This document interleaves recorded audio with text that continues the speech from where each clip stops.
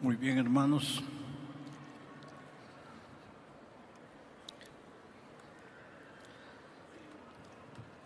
Vamos a inclinar el rostro para pedir la dirección de Dios.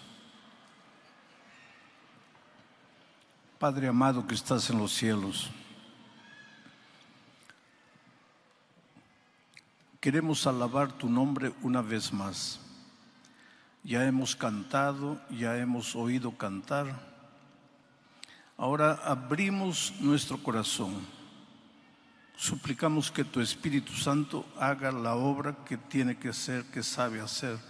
Preparar nuestra mente, iluminar nuestro entendimiento, de manera que tu palabra, cayendo en tierra buena, produzca frutos para vida eterna.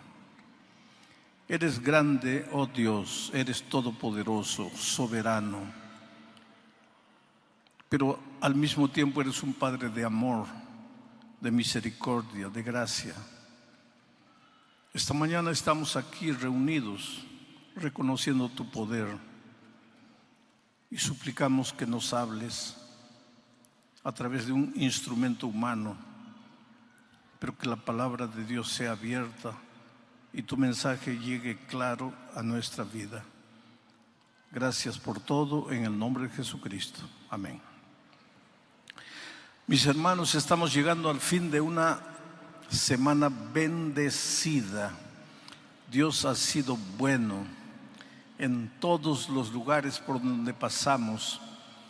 La gente con hambre de la palabra de Dios, deseosa de escuchar hablar del Señor Jesús, ha llenado estadios, ha llenado coliseos. Anoche nos sentimos un poco tristes porque había gente sufriendo afuera sin poder ingresar, sin poder entrar. En Trujillo, que fue el lugar donde más gente se reunió, había procesión, había partido de fútbol y sin embargo en el estadio no cabía una sola persona más. Lo que emociona es cómo en la hora del llamado las personas van adelante. Las personas creen en Jesús, confían en Jesús. De repente entienden la belleza del Evangelio y se entregan al Señor Jesucristo. Y en esta oportunidad no deja de ser diferente. Miren, la iglesia está completamente llena. Yo sé que hay gente que está estudiando la Biblia, que está conociendo el Evangelio. Algunos inclusive en la hora del llamado ya podrían bautizarse porque ya vienen estudiando la Biblia. Otros naturalmente esta mañana responderán al llamado, pero todavía no podrán bautizarse porque están comenzando a estudiar la Biblia. De tal manera que mi mensaje no puede ser un mensaje complicado, porque aunque hay gente que conoce mucho la Biblia, hay gente que no conoce y tengo que tratar de alimentar más a los niños espirituales. Y entonces vamos al texto bíblico, el libro de los Hechos de los Apóstoles, capítulo 16. He pedido que coloquen el texto en la pantalla. Voy a leer solamente el versículo 27 y después les voy a contar el contexto de la historia para entrar en detalles del texto. Miren lo que dice el versículo 27. Despertando el carcelero y viendo abiertas las puertas de la cárcel, sacó la espada y se iba a matar, pensando que los presos habían huido. ¿En qué circunstancias sucedió esto? Entonces ahora les voy a contar el contexto de manera general. Pablo estaba en una ciudad llamada Troas cuando tuvo un sueño. Un ángel se le apareció en visión y le dijo: pasa a Macedonia y ayúdanos. Él estaba pensando retornar, pero al recibir este llamado divino, llegó a la ciudad de Neápolis. Hoy día es el puerto de Kavala.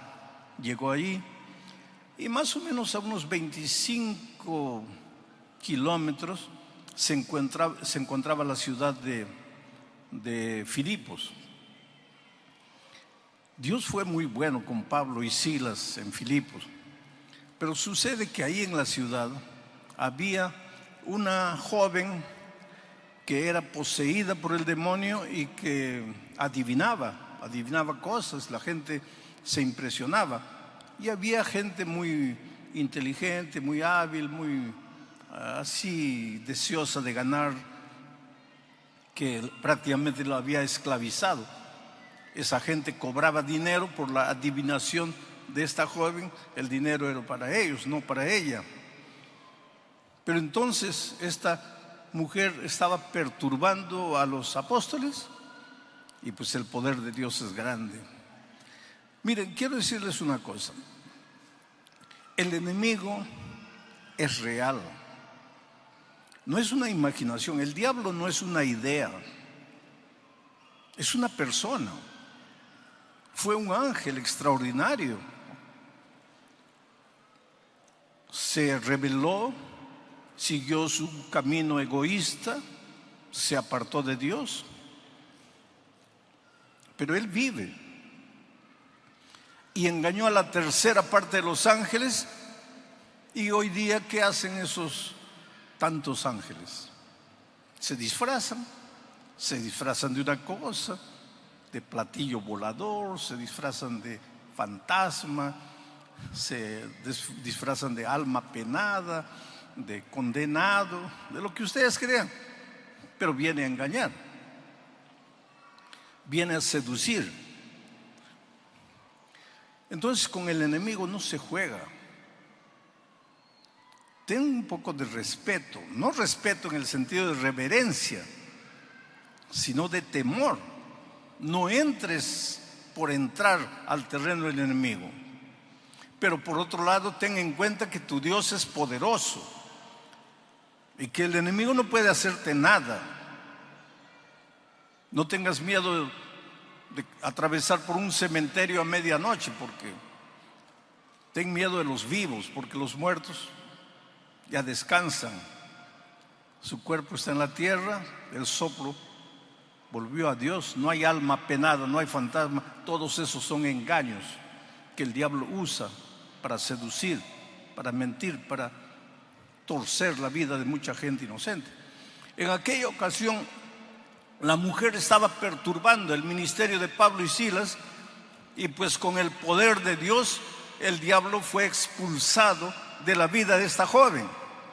Y al ser expulsado, ella ya no podía adivinar. Y al no poder adivinar, pues ya no le servía a los que ganaban dinero con el trabajo de la niña. Entonces ellos fueron a las autoridades y se quejaron de Pablo y Silas, acusándolos de muchas cosas. Y fueron aprisionados. ¿Por hacer qué? Por predicar el evangelio. Y encargaron al carcelero colocarlo en la celda del fondo y amarrarlo bien con grillos.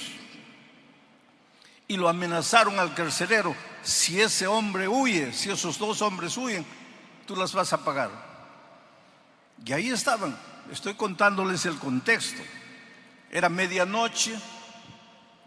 Pablo y Silas con las espaldas sangrando, porque antes de colocarlos en la prisión los habían azotado, doliendo. Querido, hay una cosa. Mientras vivamos en esta tierra, mientras peregrinemos en este mundo, muchas veces nuestras espaldas van a sangrar. Muchas veces el dolor nos va a tocar, aunque estemos haciendo la voluntad de Dios. Yo diría más, justamente por hacer la voluntad de Dios, despiertas la ira del enemigo.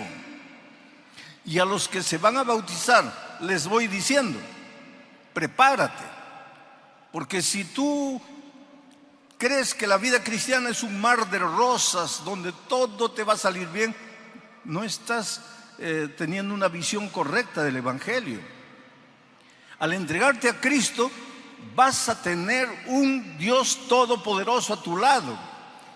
miles y miles de ángeles para protegerte, defenderte, darte fuerza para continuar el camino.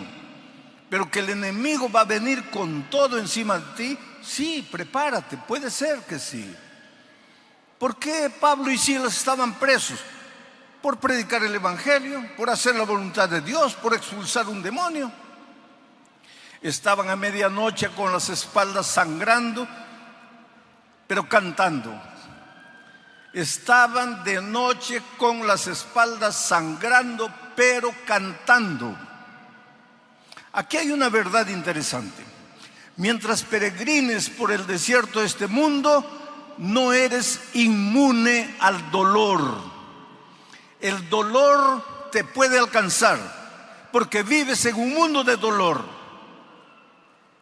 El dolor muchas veces es inevitable, pero el sufrimiento, que es rumiar el dolor, el sufrimiento es una opción. Tú sufres porque aceptas acariciar el dolor. El sufrimiento es el estar rumiando el dolor. Pero ¿qué hago si mi esposa falleció? Si mi hijo descansó, si estoy con cáncer, si he perdido el empleo, ¿debo alegrarme? No, querido, no debes alegrarte.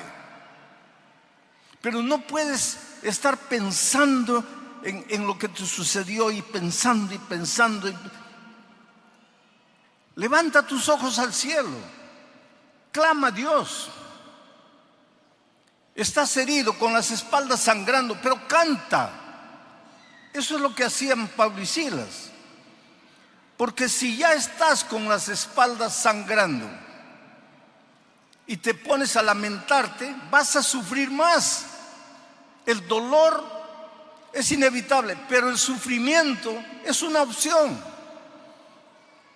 Entonces, Pablo y Silas estaban cantando, y cuando tú en medio del dolor, en medio del sufrimiento, alabas a Dios, cantas a Dios, va a suceder algo extraordinario. Porque Dios se alegra con la alabanza, con el con el loor de sus hijos. Aunque estés sufriendo, si tú cantas a Dios, si tú alabas a Dios, si tú levantas las manos al cielo y le dices: Señor, estoy sufriendo, me duele, no quisiera sufrir, pero ya que el dolor sufrió, ayúdame a alabarte en medio del dolor, va a suceder algo extraordinario. Dios no permanece inerte, no se cruza de brazos. Él es un Dios vigilante. Él conoce los detalles de tu vida. No hay nada oculto para Él. Tal vez el drama que estás viviendo lo guardas como un secreto en tu corazón y nadie sabe, pero Dios sabe. Aprende a alabar a Dios en medio del dolor, en medio de las lágrimas. Y si tienes que cantar llorando, llora, pero canta. Alaba el nombre de Dios. Él te ama mucho, y si permite que el dolor llegue a tu vida es porque Él tiene algún motivo que tú no entiendes hoy. Dios te ama y quiere prepararte y quiere hacerte crecer. Estudiamos en la lección de la escuela sabática la figura del destetado, del desmamado. Es una figura interesante. ¿Quién sufre más cuando un nené es desmamado? ¿La mamá o el nené?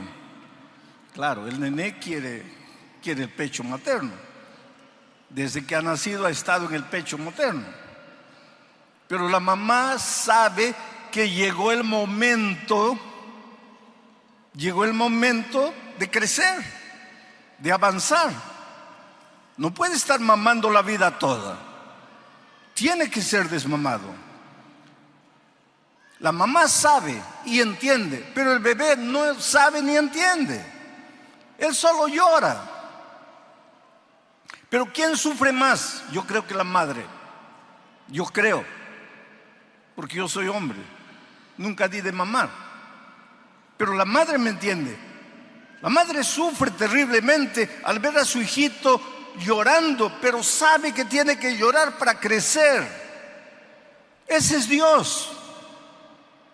¿Tú crees que cuando tú sufres, Dios no está triste? No, Dios no quisiera correr, no quisiera auxiliarte inmediatamente, pero es necesario porque el dolor te forja. El fuego lapida el oro, purifica el oro. Tú eres oro, pero necesitas purificarte. Y el instrumento para eso es el dolor. El diablo inventa el dolor. El dolor nace en la mente del diablo. Pero ya que vivimos en este mundo y el dolor nos va a tocar, Dios utiliza el dolor como un instrumento de crecimiento. Imagina aquella noche Pablo y Silas cantando. De repente ocurrió lo extraordinario. Un terremoto. Las paredes temblaron. Algunos lados de la prisión cayeron. Y cuando el carcelero despertó, lo primero que pensó fue: los prisioneros se han escapado. Y si se han escapado, yo estoy mal, porque me han dicho que yo soy el responsable. Y si los dejé escaparse, ellos me van a matar a mí. Estoy perdido. Ya no hay solución. La única solución para mí es la muerte. Entonces agarró la espada y estaba para clavársela cuando oyó la voz de Pablo y Silas desde adentro que le dijeron: no te hagas daño, estamos aquí, no hemos huido. Voy a pedir ahora que vuelvan a colocar el primer texto, porque hay unas implicaciones interesantes que quiero extraer del texto. Despertando el carcelero. Cuando el carcelero despertó, claro, aquí está narrando la historia. Él estaba durmiendo, era medianoche, con el temblor, todo, despertó. Pero nosotros podemos extraer una verdad espiritual interesante. Un día todos los seres humanos necesitamos despertar. ¿Despertar para qué? Para cobrar, para tener noción de la realidad. A veces caminas en la vida a la orilla del abismo, te vas a destruir, te vas a matar. El camino por donde estás yendo es un camino de muerte, pero no te das cuenta porque estás durmiendo.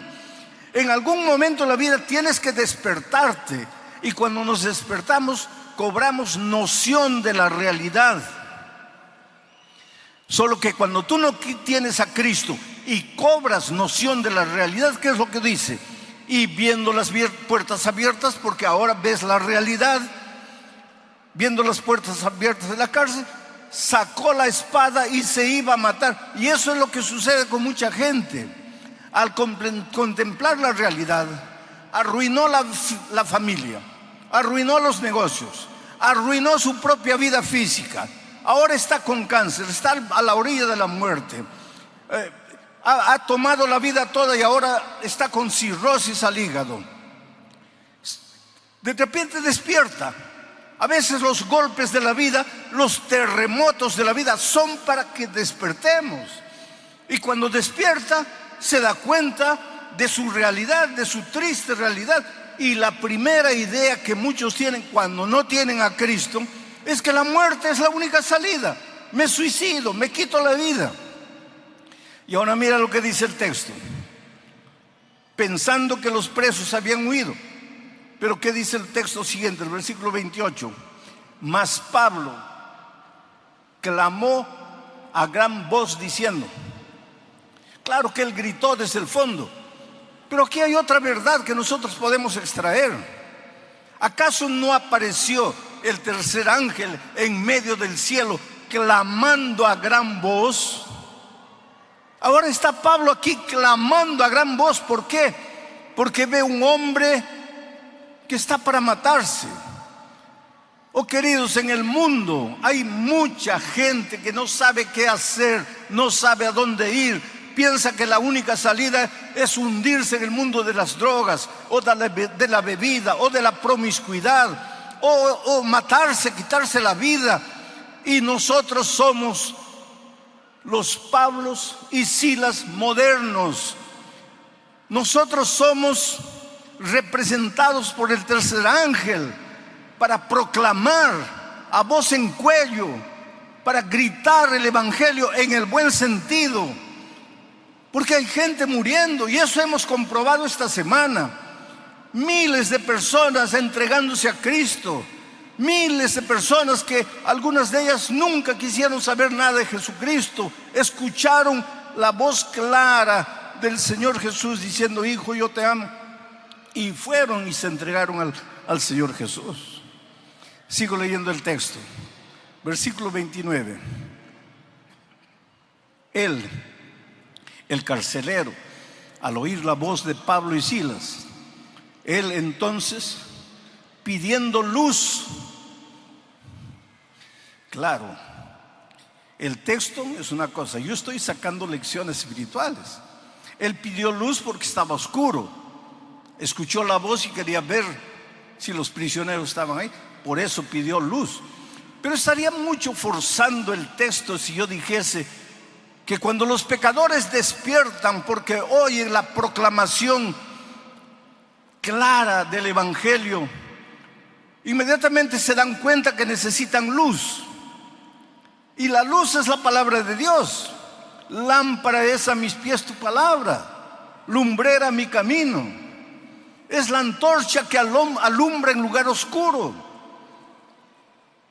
Entonces, no estoy forzando mucho el sentido del texto, aunque el texto es histórico, pero yo estoy sacando lecciones espirituales. Pidió luz y se precipitó adentro. Y cuando vio que los discípulos estaban ahí, temblando, se postró a los pies de Pablo y de Silas. Versículo 30. Y sacándolos les dijo: señores, ¿qué debo hacer para ser salvo? Ahora vamos a analizar esta pregunta. El hecho de que el carcelero preguntó: señores, ¿qué debo hacer para ser salvo?, es una evidencia de que él se dio cuenta que estaba perdido. Él despertó, sus ojos se abrieron, la luz iluminó su entendimiento, y su primera pregunta es: ¿qué debo hacer para ser salvo? Porque se sentía perdido, era consciente de que estaba perdido. ¿Y por qué? Porque él no tenía lo que los apóstoles tenían. Porque él, delante de una situación, quiso matarse, mientras que los apóstoles, con las espaldas sangrando, delante de la condenación, alababan el nombre de Dios y cantaban. Entonces él debe haber pensado: ¿pero qué tienen ellos que son capaces de cantar en medio del dolor? ¿Y qué me falta a mí? Que con un simple terremoto ya quiero matarme. Lo cierto es que él se dio cuenta que los discípulos, los apóstoles, tenían algo que él no tenía. Miren la responsabilidad que Dios nos da. Cuando caminemos por la vida, las personas tienen que ver por nuestra manera de vivir, de ser, de hablar, de conducirnos. Tienen que entender que hay algo en nosotros que no es normal, no es humano, es de Dios. El carácter de Jesucristo tiene que reflejarse en nuestra vida de tal manera que seamos el evangelio andando, el evangelio caminando. De tal manera que las personas vengan y digan: ¿qué tienes? Eres diferente, ¿por qué eres así? Señores, ¿qué haré para ser salvo? Esa pregunta revela que él era consciente de que estaba perdido. Esa pregunta también revela que él no sabía cómo se podía alcanzar la salvación. Por eso preguntó: ¿qué debo hacer para ser salvo? Él era consciente de su estado de perdición y no sabía cómo alcanzar la salvación. Es interesante que el Señor Jesucristo, cuando estuvo en esta tierra, contó 3 parábolas. La parábola de la moneda perdida, la dracma perdida, que simboliza a todos los seres humanos que como una moneda están perdidos, pero no tienen conciencia de que están perdidos. Porque la monedita es una cosa, está pisoteada por los hombres, no se da cuenta porque es moneda, es cosa. Pero Jesús narró también la parábola de la oveja perdida. Y la oveja perdida simboliza a todos los que están perdidos, pero despertaron.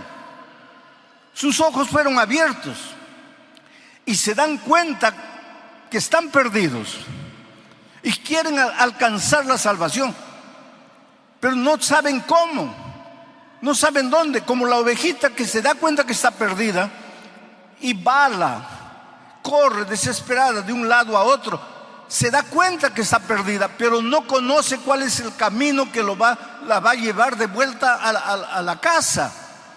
Hay mucha gente hoy día en el mundo que tiene conciencia de su estado de perdición y que quisiera hacer lo que sea para alcanzar la salvación, pero no conoce la palabra de Dios, no conoce el Evangelio. Yo estuve en un país de Europa, específicamente Portugal, en el santuario de Fátima, y vi con mis ojos gente caminando de rodillas, gente avanzando de rodillas, pero de kilómetros atrás. Las rodillas sangraban, se habían amarrado paños y la sangre atravesaba los paños y dejaba una mancha horrible en la calle, mancha de sangre. Y a medida que se acercaban del santuario, esas personas lloraban y cantaban y clamaban a Dios. Y aquello me impresionó tanto, me dolió el corazón. Esas personas son tan sinceras cuanto yo. Esas personas son tan sinceras como tú. Solo que nosotros tenemos la bendición de que nos llegó la palabra de Dios y entendemos que somos salvos por la gracia, mientras que ellos están queriendo alcanzar la salvación por el dolor, por el sacrificio, por la penitencia. Pero Jesús también contó la historia del hijo perdido. El hijo sabía que estaba perdido, conocía el camino de vuelta para casa, pero le faltaba tomar la decisión. Hay mucha gente, especialmente ahora que el Evangelio es predicado por la radio, que escucha el mensaje, entiende que está perdida, entiende inclusive el plan de la salvación, pero le falta tomar la decisión. No, mañana, no, después, no, el próximo año, no, cuando me jubile, no, cuando me gradúe, no, cuando me case, pero no toma la decisión. Es necesario tomar la decisión porque hoy es el día de buena nueva, hoy es el día de salvación. Oh querido, la salvación puede usar, el tema de la salvación puede ser usada por el diablo también para engañar. Cuando el carcelero preguntó, ¿qué debo hacer para ser salvo? Los apóstoles no le dijeron, tienes que portarte bien para ser salvo. No le dijeron, tienes que dejar de fumar o de usar drogas o de beber para ser salvo. No le dijeron, tienes que guardar el sábado para ser salvo. La vida cristiana involucra guardar el sábado. Si eres un hijo de Dios, no vas a contaminar tu cuerpo con droga, ni con bebida, ni con promiscuidad. Pero la salvación no es por eso. Y sin embargo, mucha gente piensa que tiene que portarse bien para alcanzar la salvación. La respuesta de los apóstoles fue simplemente: cree en el Señor Jesucristo y serás salvo tú y tu casa. Creer. Pero el enemigo puede venir y seducirte y engañarte y hacerte creer que necesitas hacer algo para alcanzar la salvación. que la salvación es por la gracia, pero necesitas hacer algo para ayudar a la gracia. Y esa es una mentira completa. Y nosotros a veces somos muy propensos a caer en esa trampa. Por otro lado, cuando el enemigo no puede llevar a depositar la confianza de las personas en el comportamiento, en la conducta, te lleva al otro extremo, de creer que porque eres salvo por la gracia, ya no debes obedecer, ya no tienes que preocuparte con la ley de Dios, que ya no tienes que preocuparte con el sábado, ni con la salud, ni con cuidar el cuerpo. ¿Por qué? Porque eres salvo por la gracia. Y sin embargo, Pablo es claro cuando escribe a los Efesios y les dice que no somos salvos por obra, sino solamente por gracia. ¿Y por qué? Para que nadie se gloríe, para que nadie piense que le ha ayudado un poquito a Jesús para alcanzar su salvación. Tú y yo no podemos nada, no somos nada.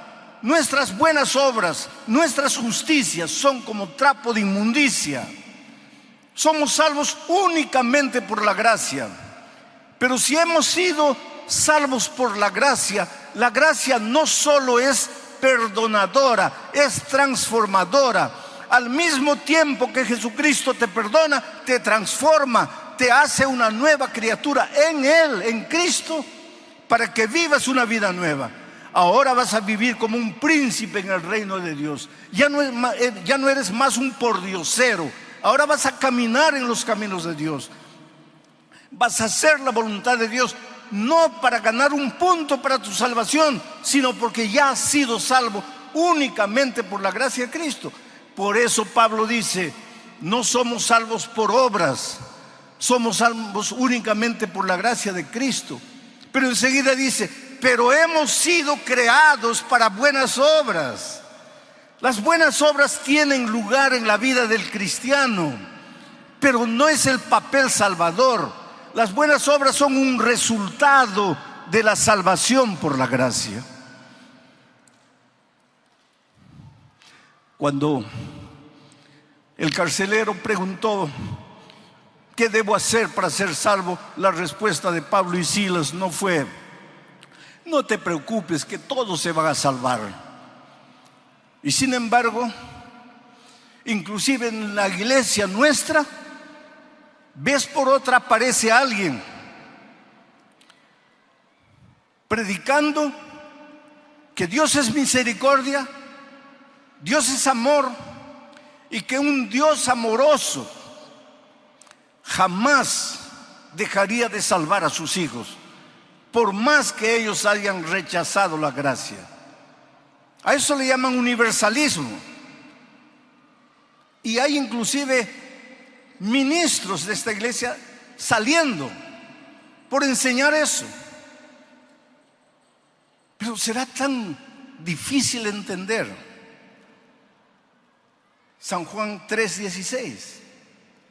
Porque de tal manera amó Dios, ¿a quién? ¿A los adventistas? No. ¿A los bautistas? No. ¿A los presbiterianos? No. Porque de tal manera amó Dios a los católicos. No. El texto dice, porque de tal manera amó Dios al mundo, a todos los seres humanos. Dios nos ama a todos. Seas bueno, seas malo, Dios te ama. Estés completamente hundido en la miseria de esta vida, Dios te ama. Porque de tal manera Dios amó al mundo y dio a su Hijo unigénito. Y ahora viene, para que todo aquel que en Él cree. El amor de Dios es para todo el mundo, pero la salvación es únicamente para los que creen.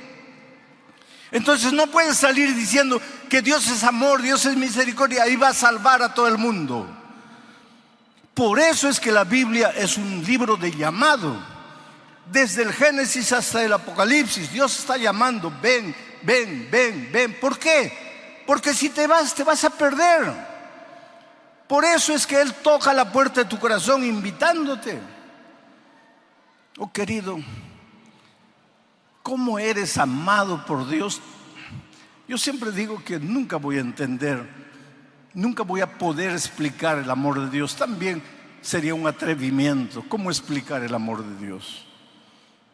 Pero lo predico, lo proclamo, lo enseño, lo digo sin cesar. Pero en las alturas de Puno un hombre viene con una botella de aguardiente en la mano, ebrio, y llega cerca de mí y me dice: pastor, Dios puede amar a todos, pero a mí no. Yo no valgo para nada. Yo soy un hombre malo. Yo gasto todo mi dinero en bebida. Yo golpeo a mi esposa, golpeo a mis hijos. Yo no valgo para nada. ¿Cómo Dios puede amarme? Por favor, no me preguntes cómo Dios puede amarte. Yo no sé cómo Dios puede amarme a mí. Yo solo sé que me ama. Y su amor me constriñe. Su amor me motiva. Su amor me transforma. Su amor me ayuda a caminar en sus caminos. No importa quién eres. No importa cómo vives o cómo has vivido hasta aquí. ¿Qué debes hacer para ser salvo? Cree en el Señor Jesucristo y serás salvo tú y tu casa. Ahora voy a terminar de leer el texto para entrar en la parte final de mi mensaje. El versículo 30 dice: y sacándolos, el carcelero a Pablo y Silas, sacándolos, les dijo: señores, ¿qué debo hacer para ser salvo? El versículo 31, ellos dijeron: cree en el Señor Jesucristo y serás salvo tú y tu casa. 32, y le hablaron la palabra del Señor a él y a todos los que estaban en su casa. 33, y él, tomándoles en aquella misma hora de la noche, les lavó las heridas y enseguida se bautizó él con todos los suyos. Qué final feliz. Sabes, yo tengo el mismo sueño que tú tienes, de ir un día al reino de los cielos. Y cuando esté ahí, me voy a acercar de un ángel y le voy a decir: ¿podrías mostrarme dónde es la casa del carcelero de Filipos? Y seguro que él me va a indicar: es por allá. Y voy a ir y voy a tocar su puerta y le voy a decir: mira, solo quería darte un abrazo.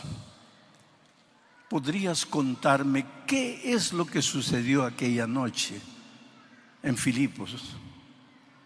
¿Podrías contarme qué pasó cuando despertaste y viste que las paredes habían caído? ¿Qué entró en tu corazón que quisiste matarte? Yo estoy seguro que en la eternidad tendremos todo el tiempo necesario para que Él me cuente la historia. Y yo le diré: sabes, no te conocía, apenas había leído tu historia en el libro de los Hechos, pero he predicado de ti en tantos lugares del mundo. Y al final de mi mensaje he hecho una invitación para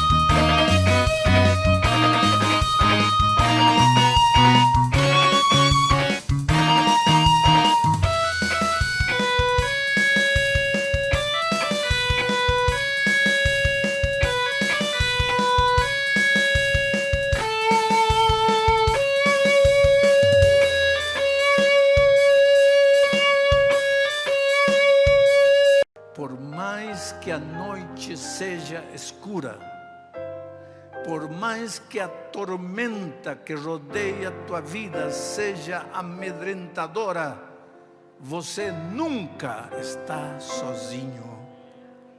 Deus te ama. Antes de ler o texto, quero dizer para vocês uma coisa. As histórias na Bíblia não estão simplesmente para fazer história. Aliás, a Bíblia contém geografia, contém história, contém profecia, contém poesia, contém literatura, até matemáticas. Mas o objetivo principal da Bíblia é você. Deus te ama com um amor que você talvez nunca vai entender. A despeito do que você possa ser, ou do que você acha que é, eu sempre digo que você é a coisa mais linda que Deus tem nesta vida. Deus te ama. Ele não te criou e te largou no mundo por aí, como dizendo assim, bom, já te criei, agora você tente ser feliz. Não. Você é precioso para Ele. Ele te criou e te entregou um manual de instruções. E na medida que você seguir as instruções do manual, você vai ser uma pessoa feliz, realizada, plena. Vai ter um casamento feliz, uma família feliz, filhos que vão crescer como a palmeira na beira do rio. Então, as histórias na Bíblia não estão por estar. Através de cada história, Deus quer ensinar lições. E esta noite vamos aprender algumas lições que Deus quer nos ensinar do texto bíblico. Leio a história. Diz assim: naquele momento o barco, deixa no versículo 23, vamos começar com 23. Volta para o 23.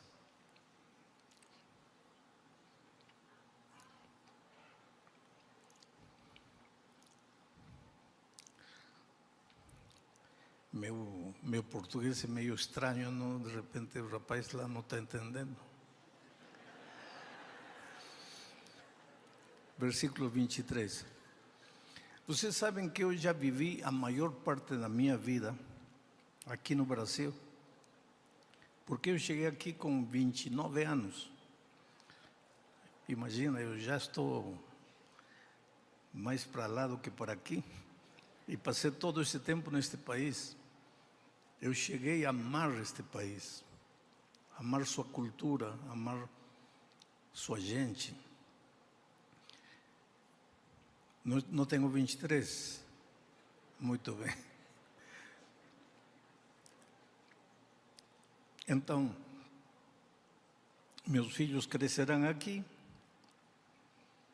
me aposentei aqui na divisão e fiquei morando aqui. E espero Jesus aqui, nesta cidade de Brasília, a capital do querido Brasil. Muito bem.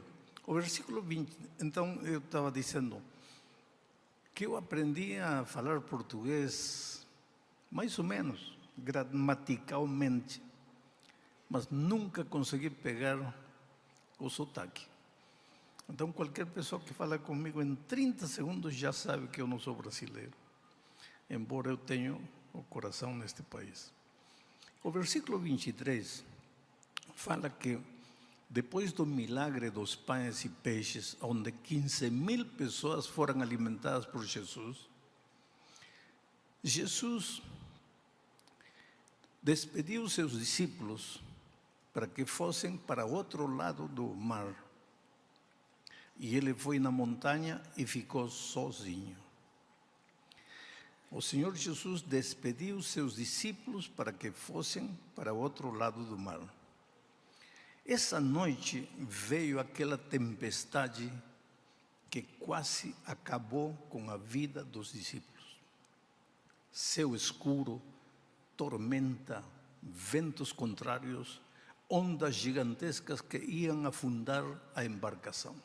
A minha pergunta é a seguinte: quando Jesus enviou eles para o outro lado do mar, ele, que era Deus, porque Jesus tomou a natureza humana, mas nunca deixou de ser Deus.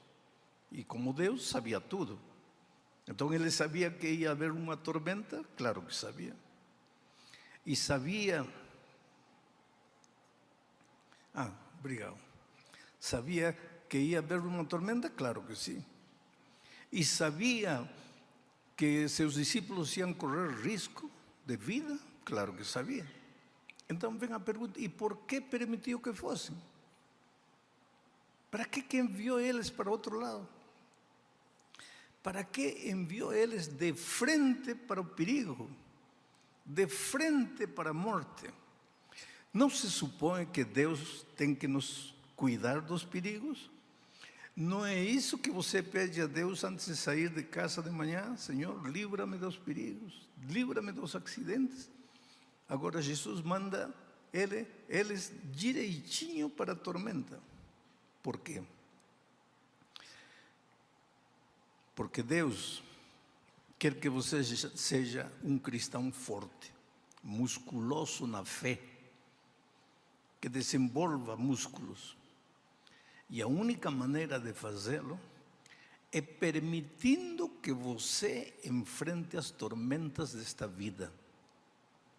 Permitindo que você lute, entre na batalha, e que você muitas vezes chore e sofra, e que sinta que as ondas do mar azoitam sua vida. E por que isso? Porque é na dor, é na dificuldade, é nas provações que você se torna forte. E Deus não quer filhos fraquinhos, dependentes. Deus quer soldados vigorosos, valentes. Você sabe como a águia ensina seus filhotes a voar? Quando já eles estão empenados, já deveriam abrir as asas e voar. Mas eles não querem, porque a mãe águia traz comida, que boa vida, não? Tranquilo, sem fazer nada. Mas chega um momento em que tem que voar. Então o que faz a mãe águia? Empurra o filhote para o abismo, porque geralmente elas têm seu ninho na parte alta das montanhas. E quando o filhote está caindo, a mãe espera que abra as asas, mas ele nunca abriu, e ele não abre. E você acha que a mãe é despiadada? Não. Quando falta 1 metro para se espatifar no chão, aí aparece a águia e a leva nas suas asas. E depois o pega com o bico, o leva de novo, o solta. E quando o filhote está para se espatifar, aparece de novo e o levanta. Até que o filhote aprende a abrir as asas. Você sabe que Deus faz muitas vezes isso com a gente. Se neste momento você está passando por um momento difícil na sua vida, e sabe, estas reuniões são maravilhosas, mas estas reuniões, este tipo de reuniões também são cruéis. Como cruéis? Porque talvez você está chorando em seu coração por um drama que ninguém conhece, que ninguém sabe. Talvez seu casamento está na beira do colapso. Talvez sua empresa, sua vida financeira está tremendo. Mas ninguém sabe. Você sabe. E você veio. E quando encontrou os amigos na porta, que falou? Tudo bem? Tudo bom. Essa é uma maneira de nos cumprimentarmos aqui no Brasil. É só próprio do Brasil. Tudo bem? Tudo bom. Tudo bom? Tudo bem. Nada está bem. Está tudo errado. Mas a vida nos ensinou a sorrir quando o coração está chorando. Então Deus muitas vezes nos lança, assim como a águia lança o filhote, nos manda para outro lado do mar, para enfrentar a tempestade, para enfrentar a tormenta, a fim de que nos tornemos fortes na fé. Então agora vamos já entrando no texto. Naquele momento, o barco já estava no meio do lago. E as ondas batiam com força no barco, porque o vento soprava contra ele. Versículo 25. Já de madrugada, o texto original bíblico diz na quarta vigília, já de madrugada, entre as 3 e as 6 horas, Jesus foi até lá andando em cima da água. Versículo 26. Quando os discípulos viram Jesus andando em cima da água, ficaram apavorados e exclamaram: é um fantasma, e gritaram de medo. 27. Nesse instante, Jesus disse: coragem, sou eu, não tenham medo. E 28. Então Pedro disse: se é o Senhor mesmo, mande que eu vá andando em cima da água até onde o Senhor está. E Jesus lhe disse: vem. O problema dos discípulos aquela noite não era a tormenta, não era a noite escura, não eram os ventos contrários, não eram as ondas gigantescas. Tudo isso era real. Havia escuridão, havia noite, havia ventos contrários, tudo isso era real. Seria insensato negar essa cruel realidade, essa dramática realidade. Mas o problema dos discípulos não era a escuridão. O problema deles estava aqui dentro do coração. Era o medo. Eles estavam com medo. Tanto assim, que quando Jesus apareceu, ele não acalmou a tempestade. Em outra ocasião e em outro milagre, ele acalmou a tempestade. Mas nesta ocasião, ele não acalmou a tempestade. Ele simplesmente disse: não tenham medo, sou eu, coragem. E Pedro se animou a dizer: se és tu, manda eu também caminhar por encima das águas até onde você está. Medo. Jesus tirou o medo do coração dos discípulos. E agora esse Pedro, que 5 minutos atrás estava desesperado, chorando, achando que ia morrer, achando que já, onde está Deus? Por que me abandonou? Esse Pedro covarde, 5 minutos depois, tira o pé do barco e pisa na água, e depois outro pé, e vai caminhando por encima da água. Muitas vezes na sua vida, especialmente como empresário, você vai enfrentar dificuldades. Vai haver momentos na sua vida em que você humanamente vai achar que já não tem saída, que já está tudo perdido, que o barco vai afundar, que as ondas são gigantescas. E eu não posso negar a realidade de que talvez você está enfrentando uma crise terrível, talvez a empresa está afundando. Eu não posso negar essa realidade. E você também não. Mas O verdadeiro problema não está fora de você, está dentro. É o medo, é o temor. Você sabe que o primeiro sentimento negativo que apareceu no coração humano foi o medo. Porque quando o pecado entrou e Deus chegou no jardim para se encontrar com os filhos, Adão se escondeu. E quando o pai perguntou a Adão: onde estás? Ele disse: eu tive medo e me escondi. O medo, em lugar de levar você para enfrentar as dificuldades, o medo te faz esconder da realidade. O medo te paralisa, o medo te anula, o medo te mata, acaba contigo, acaba com tua família. Nosso pior inimigo depois de entrar do pecado é o medo. E o medo não está fora de você, está dentro de você.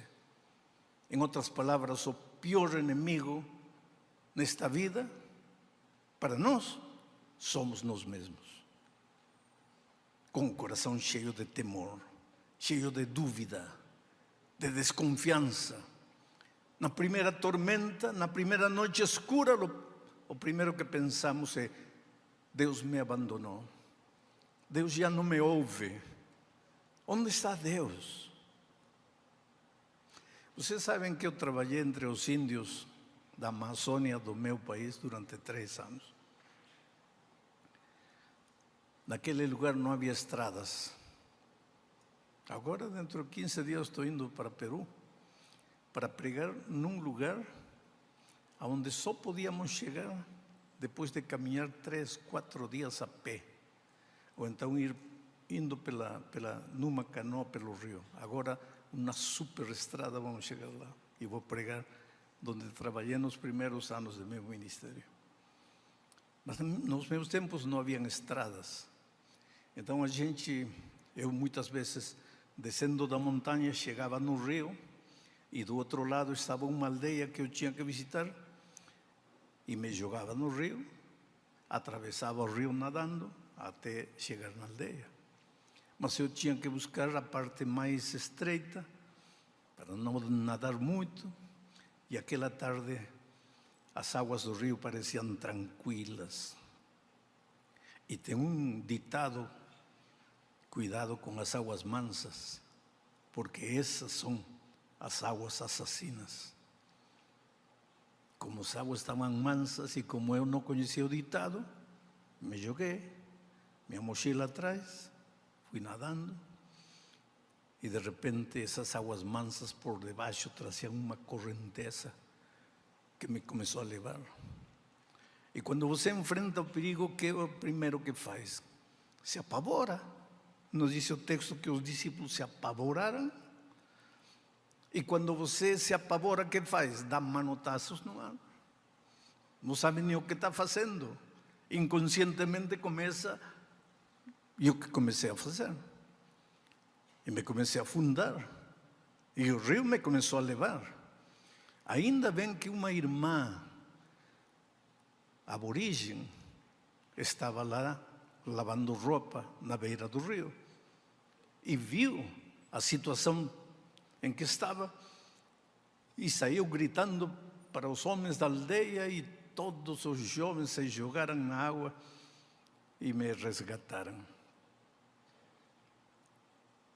Quando cheguei na aldeia, o cacique me assentou numa pedra e me disse uma das coisas que tem me ajudado ao longo da minha vida.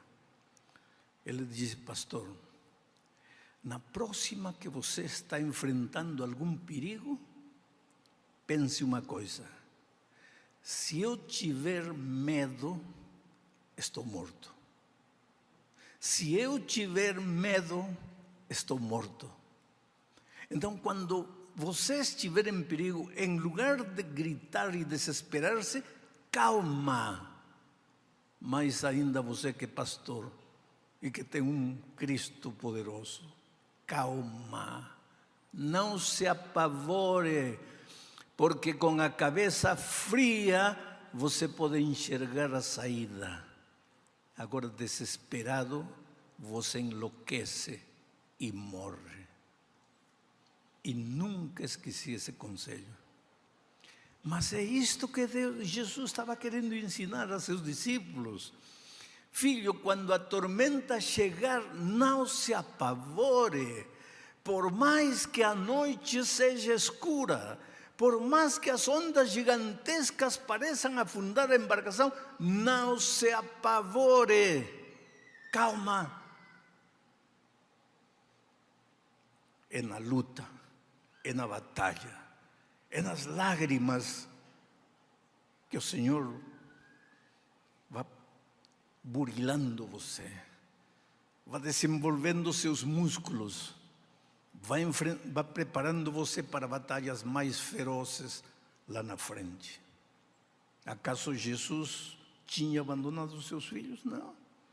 Por isso que ele apareceu. Agora, eles não deveriam ficar felizes ao ver Jesus andando por cima do mar?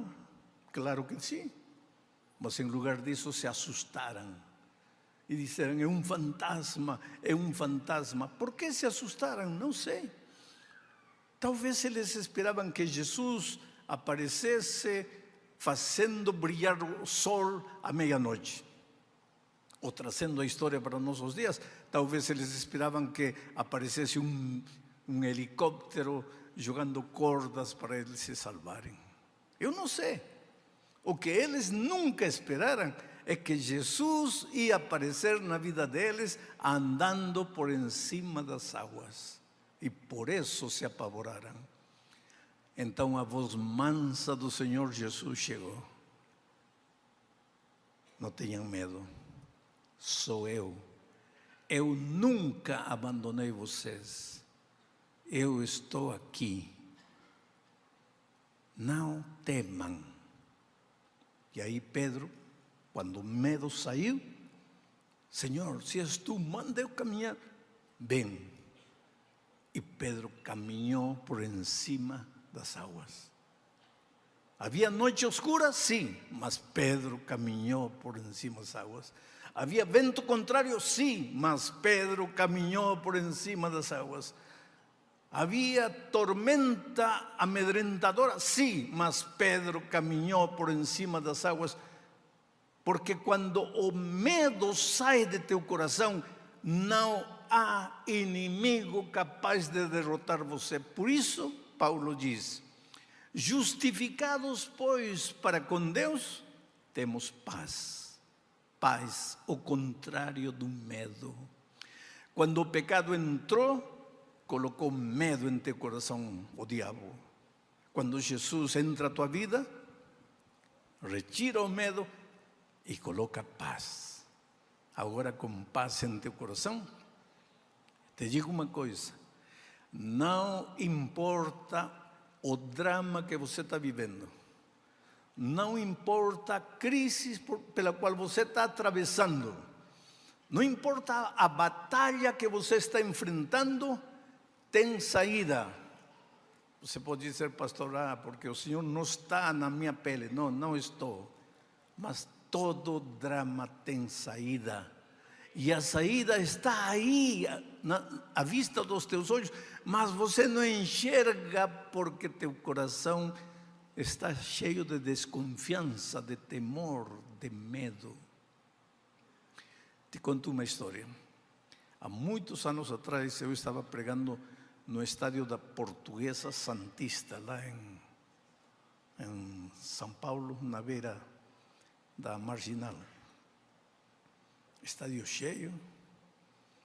E quando estou saindo para o estacionamento a pegar meu carro, sinto que um homem corre atrás de mim. Um homem corpulento, alto. E me disse: pastor, pode me ouvir 2 minutos? Falei: tudo bem, pode falar. E me contou uma história dramática. Me disse: pastor, eu fui um homem de muito dinheiro. Uma das maiores cadenas de lojas de pneu aqui em São Paulo foi minha. Eu tinha muito dinheiro. Pegava dinheiro sem contar e partia para Las Vegas. E torrava todo o dinheiro lá e voltava. Mas enquanto eu estava torrando dinheiro aqui, as lojas aqui estavam dando dinheiro. Então eu não temia. O dinheiro me fez prepotente, soberbio. Casei 3 vezes e por causa do dinheiro destruí a vida dessas 3 mulheres. Elas me deram filhos e por causa do dinheiro meus filhos hoje não querem nem me ver. Mas um dia, pastor, perdi tudo o que tinha. Lutei como um leão, com todas as minhas forças.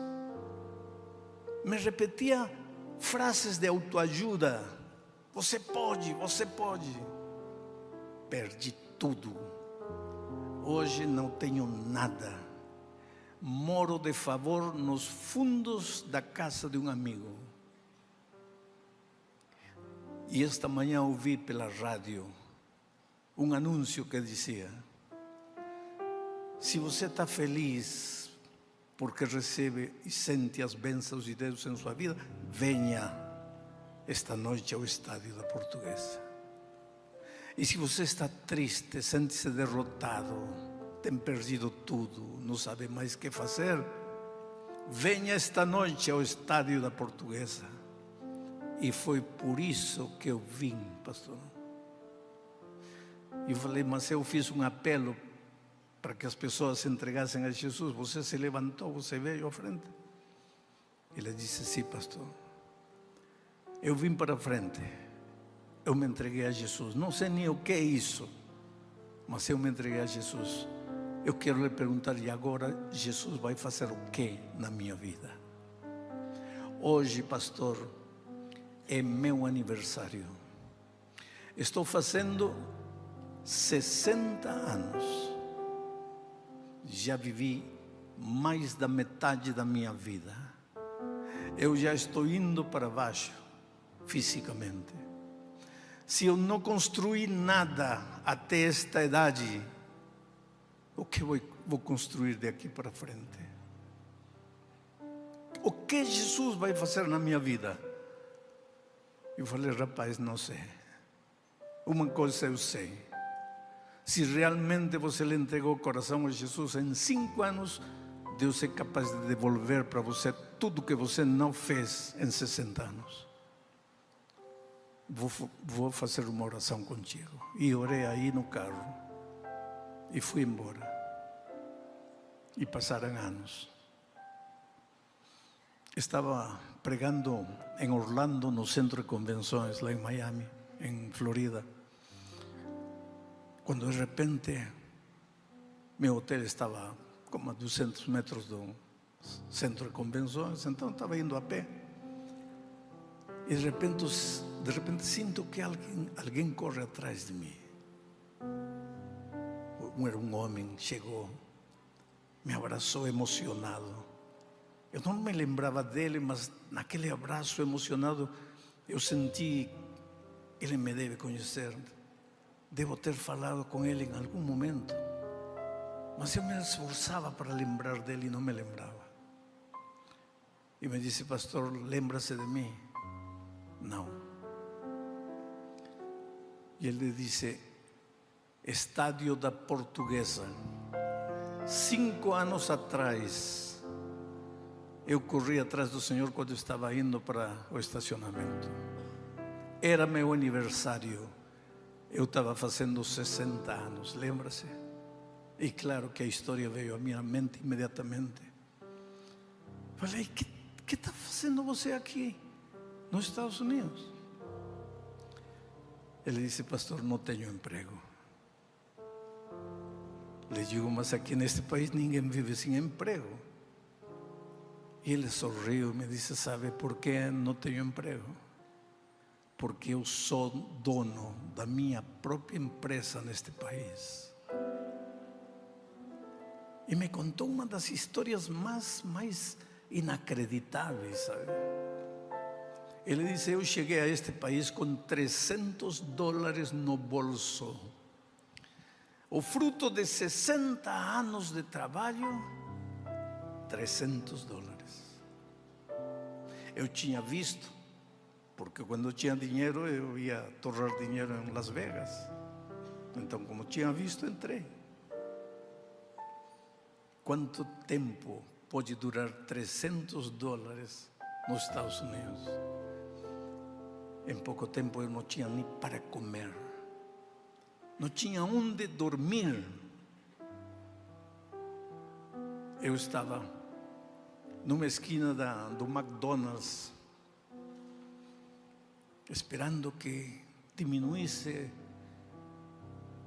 o trânsito na rua, e fui a tirar os restos de comida do depósito de lixo. E quando eu estou tirando, um homem apareceu e me disse: o que está fazendo aí? Não, nada. Não, como que nada? O que está fazendo aí? Nada, desculpa. Não, vem cá.